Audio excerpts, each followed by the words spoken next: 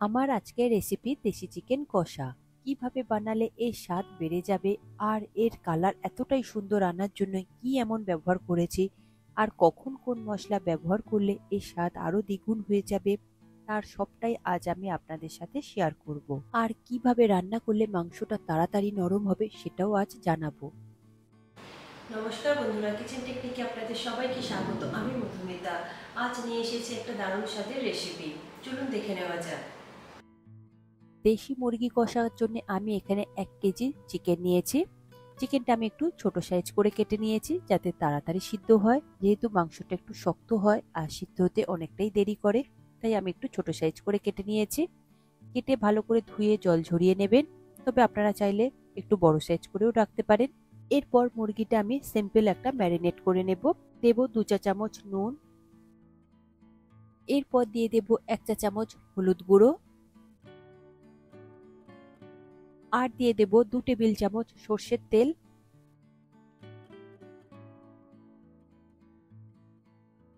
এরপরে খুব ভালো করে মাংসটাকে মাখিয়ে নেবেন নুন, হলুদ আর সর্ষের তেল দিয়ে। নুন, হলুদ আর সর্ষের তেল দিয়ে খুব ভালো করে মাখানো হয়ে গিয়েছে। এরপরে এটা 30 মিনিট মতো ম্যারিনেট করে রেখে দেবেন। আর নিয়েছি আলু। আলু এখানে আমি বড় সাইজে 2 টুকরো করে নিয়েছি। আমি এখানে টোটাল 5টা আলু ব্যবহার করেছি। 2 টুকরো করে এখানে 10 পিস হয়েছে। আলুগুলো একটু বড় সাইজ করে নিয়েছি, যেহেতু সিদ্ধ হতে মাংসটা দেরি হয়। ছোট আলু হলে খুব তাড়াতাড়ি গলে যাবে, তাই আলুটা আপনারা সবসময় একটু বড় সাইজ থেকে নেবার চেষ্টা করবেন। আর নিয়েছি 250 গ্রাম পেঁয়াজ। পেঁয়াজটাকে দেখুন একটু মোটা সাইজ করে কেটে নিয়েছি। যেহেতু দেশি মুরগি হতে একটু সময় লাগে, তাই একটু মোটা করে কাটলে বেশ ভালো হয় পেঁয়াজটা। আর নিয়েছি 2টো বড় সাইজের টমেটো। টমেটোটা আমি এইরকম একটু বড় সাইজ করে কেটে নিয়েছি। নিয়েছি একটা বড় সাইজের পেঁয়াজ। পেঁয়াজটাকে আমি এখানে গ্রেট করে নিয়েছি। আপনারা চাইলে পেস্ট করে নিতে পারেন। বাটা পেঁয়াজ ব্যবহার করলে গ্রেভিটা একটু মোটা হবে, একটু গাঢ় হবে। আর নিয়েছি 10-12টা কাঁচা লঙ্কা। কাঁচা লঙ্কাটা আমি চিড়ে নিয়েছি, তবে আপনারা ঝালটা নিজেদের স্বাদ অনুযায়ী দেবেন। এরপর মেন রান্নাটা শুরু করে দেব। তার জন্য একটা কড়াই নিয়েছি। কড়াইতে আমি দিয়ে দেব 5 টেবিল চামচ সর্ষের তেল। দেশি মুরগি হচ্ছে, তাই সর্ষের তেলের ব্যবহারটা অবশ্যই আপনারা করবেন, এতে করে স্বাদটা খুব সুন্দর আসে। তেল গরম হয়ে গিয়েছে, এরপর দিয়ে দেব 2টো তেজপাতা, আর দেব 3টে শুকনো লঙ্কা, আর দিয়ে দেব 1 চা চামচ গোটা জিরে, দিয়ে দেব কেটে রাখা কাঁচা লঙ্কা। এরপরে গ্যাসের ফ্লেমটাকে লোতে করে কয়েক সেকেন্ড একটু নাড়াচাড়া করে ভেজে নেবেন। দেখবেন ভাজা মশলা থেকে খুব সুন্দর একটা স্মেল বের হবে।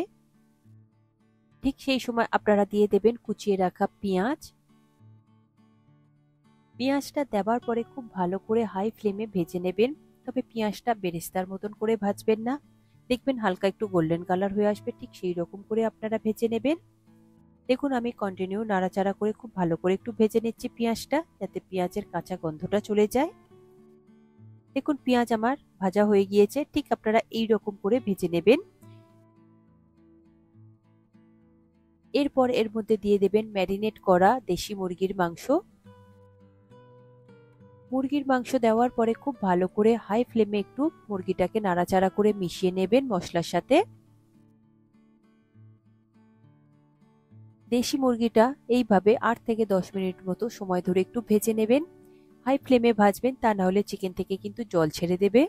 দেখবেন ভাজতে ভাজতে চিকেনের কালারটাও চেঞ্জ হয়ে যাবে। কত সুন্দরভাবে দেখুন চিকেনটা আমার ভাজা ভাজা হয়ে গিয়েছে। এরপর এর মধ্যে দিয়ে দেব 2 চা চামচ আদা বাটা, আর দিয়ে দেব 2 চা চামচ রসুন বাটা। এরপরে খুব ভালো করে একটু মিশিয়ে নেবেন, তবে ভয় পাবেন না, আদা রসুনের কোনো রকম কাঁচা গন্ধ হবে না, যেহেতু এখনো ভাজা হবে আরো 4 থেকে 5 মিনিট মতো সময় ধরে। দেখুন খুব ভালো করে আদা রসুনটাকে মাংসের সাথে মিশিয়ে নেব। এই সময় গ্যাসের ফ্লেমটাকে মিডিয়াম টু হাইতে রাখবেন। তবে দেশি মুরগি একটু কষতে হয় একটু বেশি সময় ধরে, তা নাহলে এটা কিন্তু নরমও হয় না আর এর টেস্টটাও খুব সুন্দর আসে না, তাই একটু সময় ধরে কষলে খুব ভালো হয়। এরপর দিয়ে দেব কেটে রাখা আলু। আলুটা আমি দেখুন আগে থেকে ভেজে রাখিনি, আমি এই সময় মাংসের সাথেই ভেজে নেব। আলুটা দেওয়ার পরে খুব ভালো করে আমি একবার মাংসের সাথে মিশিয়ে নেব। দেখুন মাংস আর আলু ভাজবার সময় কত সুন্দরভাবে তেল আর জলটা ছেড়ে দিয়েছে। এই জলের মধ্যেই দেখবেন আলু আর মাংসটা অনেকটাই সিদ্ধ হয়ে যাবে।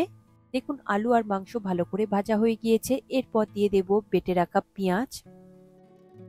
পেঁয়াজটা দেওয়ার পরে খুব ভালো করে মাংস আর আলুর সাথে কষিয়ে নেব। এই সময় যদি আপনারা পেঁয়াজ বাটাটা ব্যবহার করেন, এতে করে গ্রেভির টেস্ট খুব সুন্দর আসে। আপনারা একবার হলো এইভাবে ব্যবহার করে দেখবেন। দেখুন পেঁয়াজটা খুব ভালো করে মাংসের সাথে কষানো হয়ে গিয়েছে। এরপর দিয়ে দেব কেটে রাখা টমেটো। টমেটোটা দেওয়ার পরে খুব ভালো করে একটু মিশিয়ে নেব।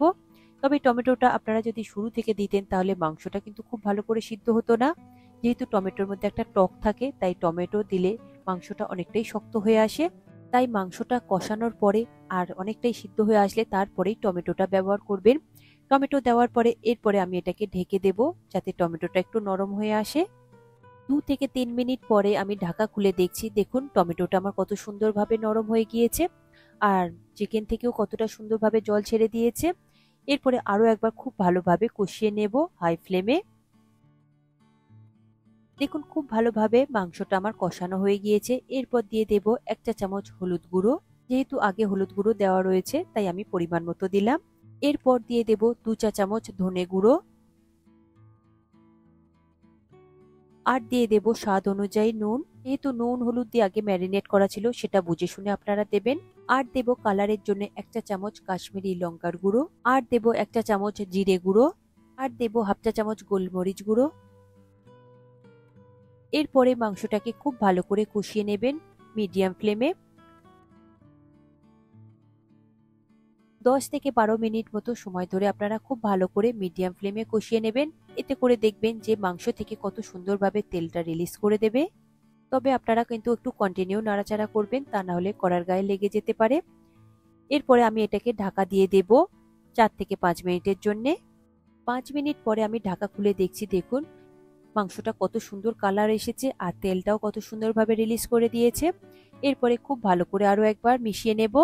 মিশানো হয়ে গেলে এরপরে দিয়ে দেব পরিমাণ মতো উষ্ণ গরম জল। আমি এখানে 2 কাপ পরিমাণে উষ্ণ গরম জল ব্যবহার করেছি। আপনারা প্রয়োজন মতো জলটা দেবেন, যাতে মাংসটা আর আলুটা খুব ভালোভাবে সিদ্ধ হয়ে যায়। অলরেডি মাংসটা কষতে কষতে অনেকটাই সিদ্ধ হয়ে রয়েছে, তাই আপনারা সেই বুঝে জলটা দেবেন। এরপরে এটাকে আমি ঢেকে দেব 20 থেকে 25 মিনিটের জন্য। যেহেতু দেশি মুরগি সিদ্ধ হতে একটু সময় লাগে। 25 মিনিট পরে ঢাকা খুলে দেখছি, দেখুন গ্রেভিটা একদম পারফেক্ট হয়েছে আর চিকেন আর আলুও খুব সুন্দরভাবে সিদ্ধ হয়ে গিয়েছে। দেখুন চিকেনটা আমি তুলে দেখাচ্ছি কতটা সুন্দর রেডি হয়েছে। তবে গ্যাসের ফ্লেমটাকে লোতে রেখে কিন্তু মাংসটাকে সিদ্ধ করে নেবেন। এরপরে খুব ভালো করে একবার মিশিয়ে নেব। এরপর দিয়ে দেব হাফ চা চামচ গরম মশলা গুঁড়ো আর দিয়ে দেব 5-6টা মতো চেরা কাঁচা লঙ্কা। দিয়ে দেব উপর থেকে অল্প করে একটু ধনেপাতা কুচি। এতে করে খুব সুন্দর একটা ফ্লেভার আসবে। গ্যাসের ফ্লেমটাকে বন্ধ করে এইভাবে আমি ঢেকে রেখে দেব 10 মিনিটের জন্য স্ট্যান্ডিং টাইমে। তারপরে এটাকে আপনারা গরম গরম পরিবেশন করবেন। ভাত, রুটি, পরোটা যে কোনো কিছুর সাথে আপনারা খান, ভীষণ ভালো লাগে খেতে আর টেস্ট অসাধারণ এসেছে। আর গ্রেভিটা আমি এইরকম একটু ঘন রেখেছি। আপনারা চাইলে আর একটু পাতলা রাখতে পারেন, তাহলে অল্প করে একটু গরম জল বেশি করে দিয়ে দেবেন। তবে রান্নাতে আপনারা কখনোই ঠান্ডা জল ব্যবহার করবেন না, উষ্ণ গরম জল ব্যবহার করবেন। এতে করে স্বাদটা কিন্তু খুব সুন্দর আসে যে কোনো রান্নাতেই। দেখুন রেডি হয়ে গিয়েছে আজকের আমার রেসিপি, দেশি মুরগির কষা। তবে এই রেসিপিটি খুবই সিম্পল, ঘরে থাকা উপকরণ দিয়েই তৈরি হয়ে যায়। তবে দেশি মুরগি তাই একটু সময় লাগে বেশি সিদ্ধ হতে। তাই প্রতিটা টিপস আর স্টেপ ফলো করে আপনারা যে কোনো দিন যে কোনো সময় আপনারা এইভাবে একবার দেশি মুরগির কষা বানিয়ে নিতে পারেন।